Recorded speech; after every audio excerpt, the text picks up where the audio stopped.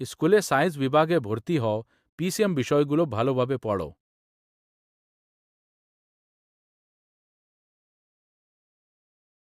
Class 11 থেকে GE main advance ডব্লিউবিজিই এর প্রস্তুতি শুরু কর।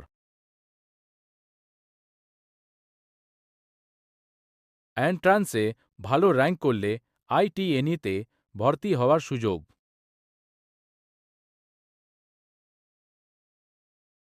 4 বছরের বিটেক কোর্স, নিজের আগ্রহ অনুযায়ী ব্রাঞ্চ বেছে নাও।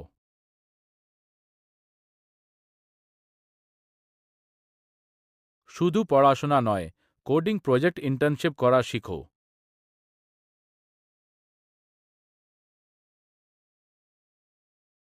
নিয়মিত পড়, কনসেপ্ট বুঝে পড়ো, সময় ব্যবস্থাপনা শিখো।